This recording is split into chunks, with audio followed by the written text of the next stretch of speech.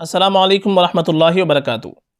नाज़रीन किराम, आसाम के वज़ीर आला हेमंत बिस्वा शर्मा ने बंगाली बोलने वाले मुहाजिर बांग्लादेशी मुसलमानों के लिए रियासत का असल बाशिंदा बनने के लिए कुछ शराइत पेश की हैं।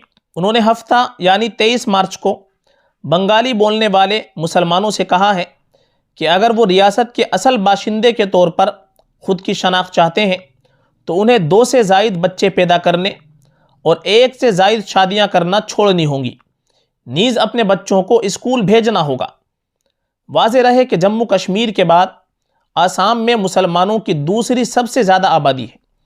2011 की मरदमशुमारी के मुताबिक रियासत की कुल आबादी में मुसलमानों की तादाद 34% है, मगर आसाम की मुस्लिम आबादी 2 मुख्तलिफ गिरोहों पर मुश्तमिल है। इसमें एक ग्रुप बंगाली बोलने वाले और बांग्लादेशी नज़ाद मुहाजिर मुसलमानों का है, जबकि दूसरा ग्रुप आसामी बोलने वाले मकामी मुसलमानों का है। कहा जाता है कि बंगाली बोलने वाली मुस्लिम आबादी बांग्लादेश होते हुए आसाम आई है।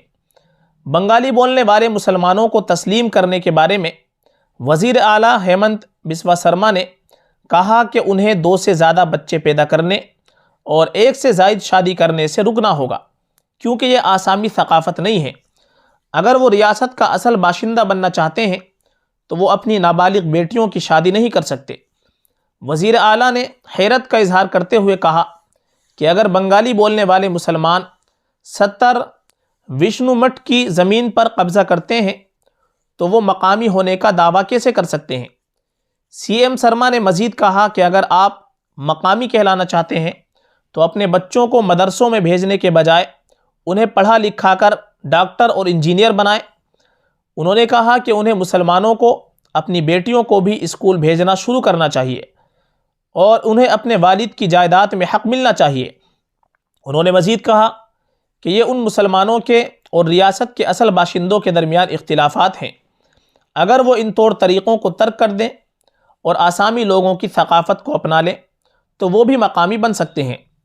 दरअसल 2022 में आसाम की काबीना ने रियासत के तकरीबन 40 लाख आसामी ज़ुबान के मुसलमानों को देसी आसामी मुसलमानों के तौर पर तस्लीम किया।